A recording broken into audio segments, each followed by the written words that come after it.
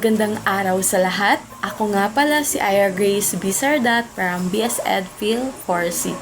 Panunuring pampanitikan, ito ay isang malalim na paghimay sa mga akdang pampanitikan sa pamamagitan ng paglalapat ng iba't ibang dulog ng kritisismo para sa mabisang pag-unawa sa mga malikhaing manunulat at katha. Sa pagsusuri, kinakailangan ang lubos na kaalaman sa kathang sinusuri tulad ng buong nilalaman ng akda, paraan na pagkakabuo nito at ang ginamit ng author na pamamaraan o estilo. Kinakailangan din ang manunuri ay may opinyong bunga ng obhetibong pananaw, laban man o katig sa katha, kaya mahalagang siya ay maging matapat.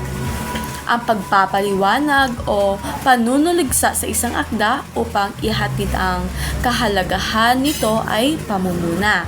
Isa sa mga aspektong lumilikha ng mga akdang pampanitikan kasama ang iba't ibang sangkap ng kalikasan at mga kaugnay ay kapaligiran. Dalawa ang layunin ng panitikan. Una, magbigay na aliw at magbigay aral.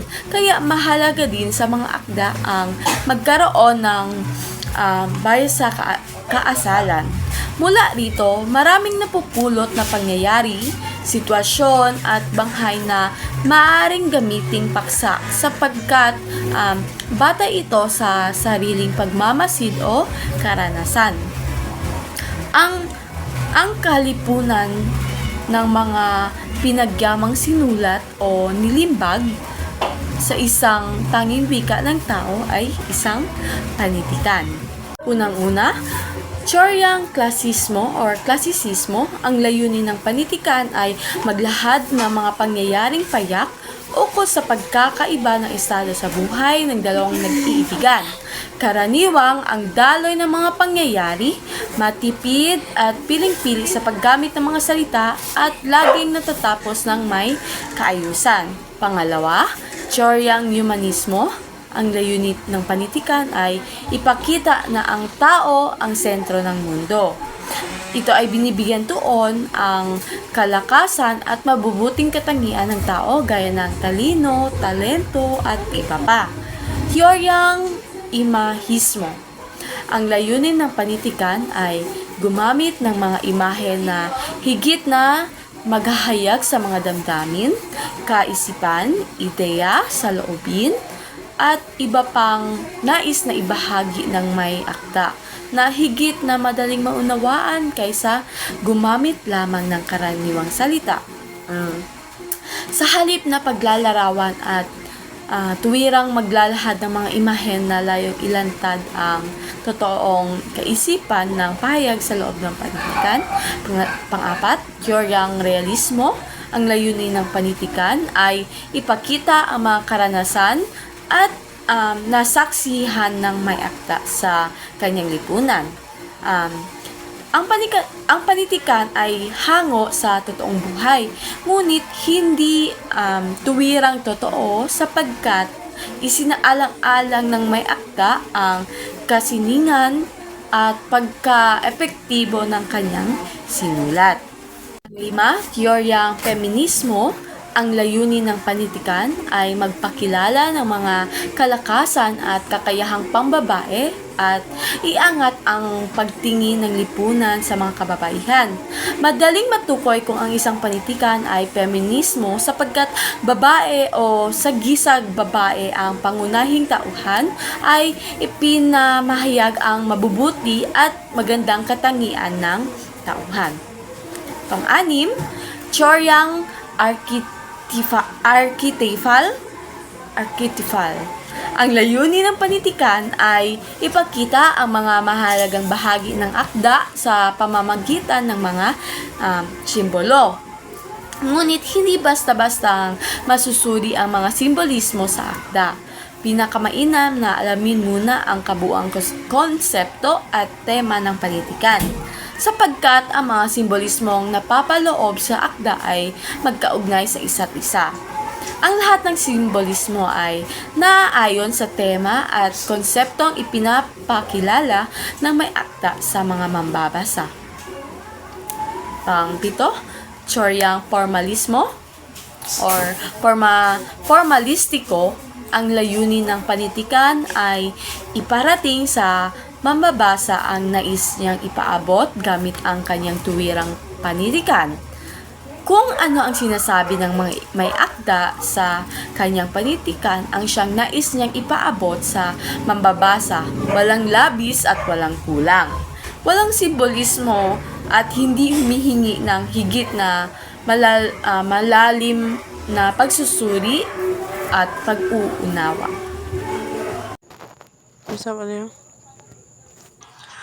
Tsoryang psychological o psychological. Ang layunin ng panitikan ay ipaliwanag sa pamamagitan ng pagpapakita ng mga salig o factors sa pagbuo ng mga naturang behavior tulad ng pag-uugali, paniniwala, pananaw at pagkatao sa isang tauhan sa kanya akda. Ipinakikita sa akda na ang tao ay nagbabago o nagkakaroon ng panibagong behavior dahil may nag-udyok na magbago o mabuo ito. Ang tsoryang psychological ay nakatuon ito sa panloob na mundo ng tao, particular na sa isip, damdamin, motibo at pag-uugali ng mga tauhan sa akda. Pinapakita dito kung bakit ganito kumilos ang isang tauhan, ano ang kanyang pinanggalingang karanasan at anong mga salik ang humuhubog sa kanyang pagkatao. Mahalaga sa tsoryang ito ang paniniwalang ang kilos ng tao ay may pinangmulan tulad ng karanasan sa pagkabata, kapaligiran o impluwensya sa ibang tao. Tsoryang existentialismo. Ang layunin ng panitikan ay ipakita na may kalayaan ang tao na pumili o magdesisyon para sa kanyang sarili na siyang pinakasentro ng kanyang pananatili sa mundo o human existence. Ang tsoryang existentialismo ay nakatuon sa kalayaan ng tao pumili at magdesisyon para sa kanyang sarili. Pinapakita sa panitikan na ang tao ay hindi kontrolado ng kapalaran lamang, kundi may kakayahang hubugin ang sariling buhay sa pamamagitan ng kanyang mga pasya. Binibigyan diin dito na ang pananagutan ng tao sa kanyang mga pinili, anuman ang kahinatnan ng desisyon, mabuti man o masama, ang tao ay may pananagutan dito. Tsoryang romanticismo. Ang layunin ng tsoryang ito ay ipamalas ang iba't ibang paraan ng tao sumasagisag sa tao sa pag-alalay ng kanyang pag-ibig sa kapwa, bansa at mundong kinalakihan. Pinapakita rin sa akda na gagawin ng isang nilalang ang lahat upang maipaalam lamang sa kanyang pag-ibig sa tao o sa bayang napupusuan. Ang tsoryang romanticismo ang nagbibigay halaga sa damdamin, imanasyon at matinding emosyon ng tao. Tsoryang marxismo o marxismo. Ang layunin ng tsoryang ito ay ipakita na ang tao o sumasigisag sa tao ay may sariling kakayahan na umangat sa buhat sa pagdurusang dulot ng pang-ekonomiyang kahirapan at suliraning panlipunan at pampolitika. Ang mga paraan ng pag-ahon mula sa kalugmukan sa akda ay nagsisilbing modelo para sa mga mambabasa. Ang tsoryang ito ay nakatuon sa suliraning pang-ekonomiya, panlipunan at pampolitika sa lipunan. Pinapakita dito na ang pagkakapantay-pantay ng mayaman at mahirap. Tsoryang sociological. Ang layunin ng panitikan ay ipakita ang kalagayan at suliraning panlipunan ng lipunang kinabibilangan ng may akda. Na ipapakita dito ang pamaraan ng mga tauhan sa pagsugpo sa suliranin o kalagayan ng lipunan na nagsisilbing gabay sa mga mambabasa sa magpuksa sa mga katulad na suliranin. Ang teoryang sosyologikal ay tumitingin sa panitikan bilang salamin ng lipunan. Pinapakita dito na ang mga kaugalian, problema at struktura ng lipunang ginagalawan ng mga tauhan. Sa teoryang ito, mahalaga ang unayan ng tao at lipunan kung paano hinuhubog ng lipunan ang kilos at pananaw ng mga tao. Teoryang moralistiko. Ang layunin ng panitikan ay ilahad ang iba't ibang pamantayang sumusukat sa moralidad ng isang tao, ang pamantayan ng tama at mali. Inilalahad din dito na ang mga filosofiya o proposisyong nagsasaad sa pagkatama o kamalian ng isang kilos o ugali ayon sa pamantayang itinakda sa lipunan. Sa madaling salita, ang moralidad ay napagkakasunduan ayon din sa kaantasan nito. Teoryang biographical. Ang layunin ng panitikan ay ipamalas ang karanasan o kasagsagan sa buhay ng may akda. Ipinahihiwatig sa mga akdang biographical ang mga bahagi sa buhay ng may akda na siyang pinakamasaya, pinakamahirap, pinakamalungkot at lahat ng mga na inaasahang magsilbing katuwang ng mambabasa sa kanyang karanasan sa mundo. Ang teoryang biographical ay nagsusuri sa panitikang batay sa buhay ng may akda. Teoryang queer.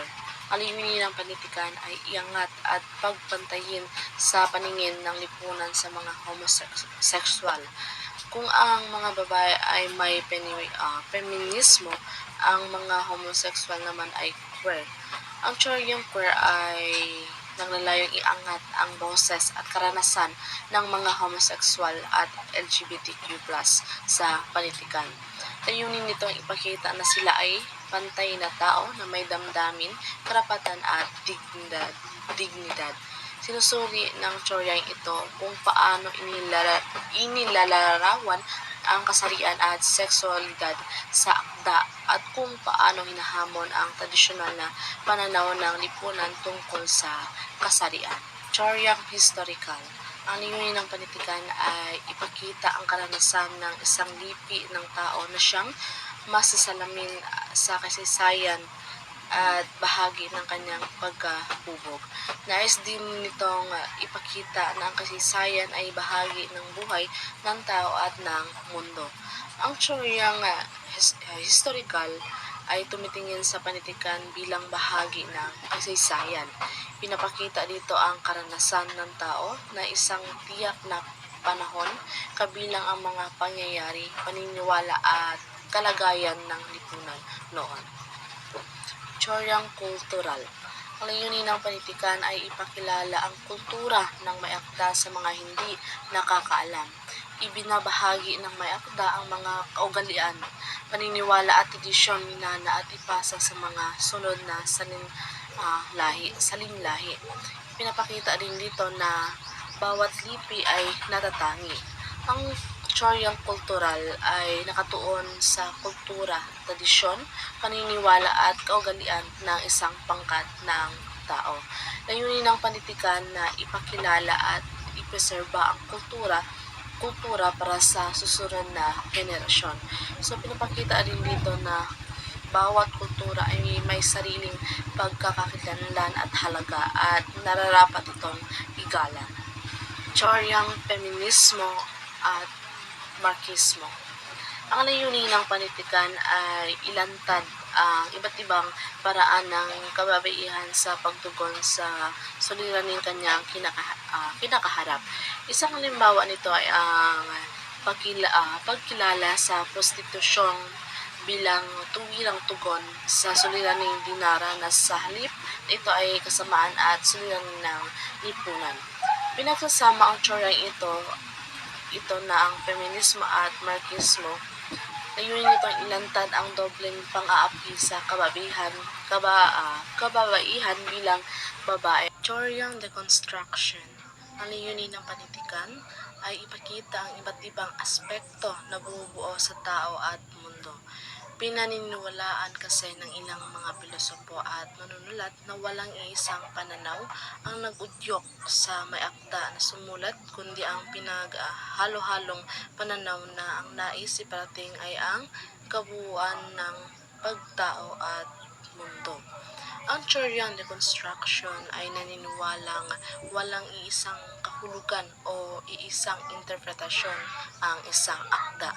Ang panitikan ay binubuo ng iba't ibang pananaw, ideya at contradiction.